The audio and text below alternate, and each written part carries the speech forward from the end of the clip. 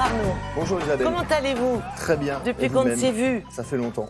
Ça fait un petit bout de temps. Oui, alors quelle actu ce matin? Du basket, je crois. On va démarrer avec du basket. Il y a un Euro de basket qui démarre dans 2 semaines. La France y participe.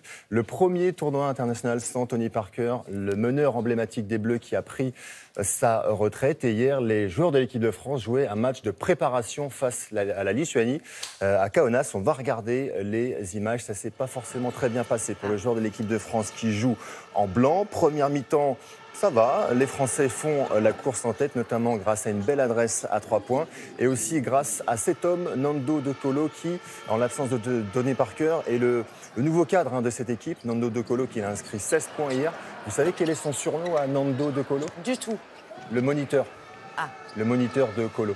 Très bien. J'ai pas trouvé mieux. Il fallait y penser, absolument. La France en tête à la pause. Et c'est en deuxième mi-temps que tout va se compliquer pour les joueurs de l'équipe de France. La France qui va encaisser 55 points en une mi-temps, c'est beaucoup trop. Elle n'en marque que 29. Elle a pris le bouillon, la France, en deuxième mi-temps pour finalement s'incliner sur le score de 96 à 71, 25 points d'écart. Effectivement, comme vous dites, ça ne s'est pas très bien passé finalement. C'est ça, on se consolera en se disant qu'il ne s'agit qu'un match de préparation. Il y a des petits réglages à opérer.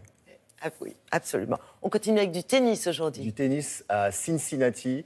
Ça se passe pas forcément mieux pour les Français. Il y avait Jo-Wilfried Tsonga qui jouait cette nuit face à un des plus gros serveurs du circuit. On va le voir, c'est Ivo Karlovic qui a servi un nombre incalculable d'aces hier. Il en a servi 19 et beaucoup de services gagnants également. Ivo Karlovic, 38 ans, il fait 2,10 m, le Croate. Et le problème, c'est que quand vous jouez tout de suite. Ouais, et puis comme il y a peu de jeux, finalement, vous avez du mal à rentrer dans votre match. Jo-Wilfried Tsonga, qui était très frustré et qui va s'incliner en 2-7, 6-3, 7-6. Regardez-le, Jo-Wilfried Tsonga, en haut de l'écran. Sur cette balle de match, il va en casser sa raquette. Très frustré, le Manceau éliminé dès le premier tour du tournoi de Cincinnati. Voilà, la raquette direction la poubelle. Regardez la différence de taille entre les deux hommes. Tsonga, il fait un 88 quand même. Ben oui, c'est ce que j'allais dire. On dirait un enfant à côté. Hein. Allez, de la frustration également pour la Française Caroline Garcia, battue par la Russe Elena Vesnina, 18e au classement mondial.